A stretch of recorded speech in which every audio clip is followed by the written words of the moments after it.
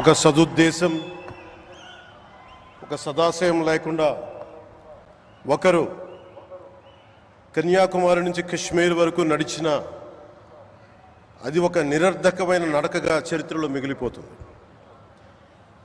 కానీ ఒక సదాశయంతో ఒక సత్సంకల్పంతో ఇంకొకరు కన్యాకుమారి నుంచి కశ్మీర్ వరకు ప్రజలందరితో మమేకమై వారందరినీ ఏకతాటిపైన నడిపిస్తే అది ఆత్మనిర్భర భారత్ అవుతుంది.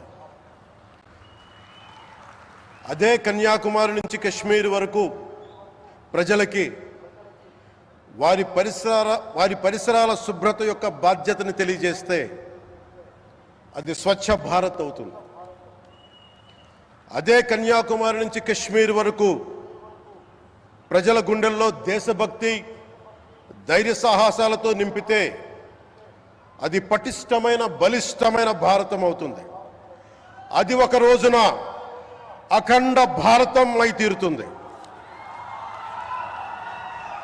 ఒక బలమైన భారత్ కోసం, ఒక దృఢమైన దేశం కోసం, జగత్తంతా వసుదైక కుటుంబం అనే భావన కోసం 4.5 దశాబ్దాలుగా పరితపిస్తూ పరిశ్రమిస్తూ ఆ దారిలో ఎదుర్కొన్న ప్రతి పరాజయాన్ని, పడ్డ ప్రతి అవమానాన్ని నవ్వుతూ స్వీకరిస్తూ వాటినే విజయాలకి ఇంధనంగా వాడుకుంటూ దేశాన్ని అభివృద్ధి పథంలో నడిపిస్తూ భారతదేశాన్ని ప్రపంచంలోనే 3వ బలమైన ఆర్థిక వ్యవస్థగా తీర్చిదిద్దేలా నడిపిస్తున్న మన ప్రియతమ ప్రధాని, మన గౌరవ ప్రధాని శ్రీ నరేంద్ర మోదీ గారికి నా తరపున 5 కోట్ల మంది ఆంధ్రప్రదేశ్ ప్రజల తరపున నా హృదయపూర్వక నమస్కారాలు.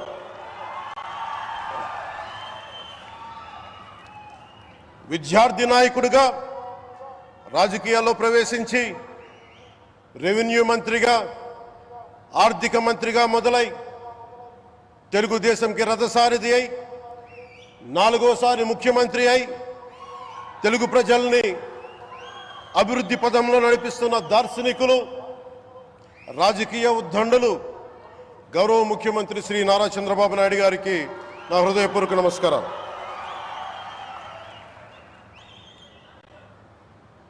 తోటి మంత్రివర్గ సహచరులైన ప్రతి ఒక్కరికి, నారా లోకేష్ గారికి, ఎన్డీఏ కూటమి శాసనసభ్యులకి, నాయకులకి, బీజేపీ నాయకులందరికీ పేరు పేరున నా నమస్కారాలు. కార్యకర్తలకి నా హృదయపూర్వక నమస్కారాలు. బీజేపీ నాయకురాలు శ్రీమతి పురంధేశ్వరి గారికి నా హృదయపూర్వక నమస్కారం. మా ఎన్డీఏ కూటమికి 164 అసెంబ్లీ స్థానాలు, 21 మంది పార్లమెంట్ సభ్యులనిచ్చి మమ్మల్ని వారి విలువైన ఓటుతో వేసి గెలిచిన ప్రతి ఒక్కరికి ఆడపడుచులకి, అక్క చెల్లెళ్ళకి, పెద్దలకి, పిన్నలకి, యువతులకి, యువకులకి పేరు పేరున నా హృదయపూర్వక నమస్కారాలు. ప్రజలు ఎన్డీఏ ప్రభుత్వాన్ని నమ్మారు, నిలబడ్డారు. అలా నిలబడినందుకే ఈ రోజున మన గౌరవ ప్రధానమంత్రి గారి సారథ్యంలో ఈ ప్రారంభోత్సవాలు కానీ, శంకుస్థాపనలు కానీ, అది దక్షిణ కోస్తా రైల్వే జోన్ కావచ్చు, కృష్ణపట్నం ఇండస్ట్రియల్ పార్క్ కానీ, గ్రీన్ హైడ్రోజన్ హబ్ కానీ, అనకాపల్లి బల్క్ డ్రగ్ పార్క్ కావచ్చు, 6 కొత్త రైల్వే ప్రాజెక్టులు కావచ్చు, వీటన్నిటిని వచ్చే పెట్టుబడి దాదాపు 2,10,000 కోట్ల రూపాయల పెట్టుబడులు, 7.5 లక్షల మందికి ఉపాధి అవకాశాలు. అవినీతితో కూరుకుపోయి ఉపాధి అవకాశాలు లేక, ఉద్యోగ అవకాశాలు లేక విలవిల్లాడుతున్న సమయంలో మీరు నిలబడ్డారు. అందుకే ఈ రోజున ఈ 2 లక్షల పైచిలుకు పెట్టుబడితో 7.5 లక్షల ఉపాధి అవకాశాలు లభించి మనందరికీ ఇచ్చినందుకు మనస్ఫూర్తిగా ప్రధానమంత్రి శ్రీ నరేంద్ర మోదీ గారికి చేతులెత్తి నమస్కరిస్తున్నాం. ఇవి కాకుండా కొత్త హైవేల నిర్మాణం విస్తరణ, అలాగే అమరావతి రాజధానికి పెట్టుబడులు, పోలవరంకి నిధులు, 15th ఫైనాన్స్ కమిషన్ నిధులు కానీ, జల్ జీవన్ మిషన్ కోసం ప్రతి ఇంటికి నీరు, రక్షిత మంచినీరు రావాలి ఆయన ఆకాంక్ష, ఆయన ఆశయం. మనకు గంట కాదు 24 గంటలు రావాలని పడ్డ తపన ప్రధానమంత్రి గారిది. వీటన్నిటికీ చేయగలుగుతున్నాం, ముందు ప్రారంభించామంటే మీరు మా మీద పెట్టిన భరోసా, మా మీద పెట్టిన నమ్మకం, గౌరవ ప్రధానమంత్రి గారి మీద మీరు చూపించిన నమ్మకం. ఈ రోజున అది 2 లక్షల పైచులకు పెట్టుబడులుగా ఇక్కడికి వచ్చింది. ఎక్కడో మన మారుమూల గ్రామాల్లో 70 సంవత్సరాల పాలనలో గ్రామాలకి రోడ్డు లేదు.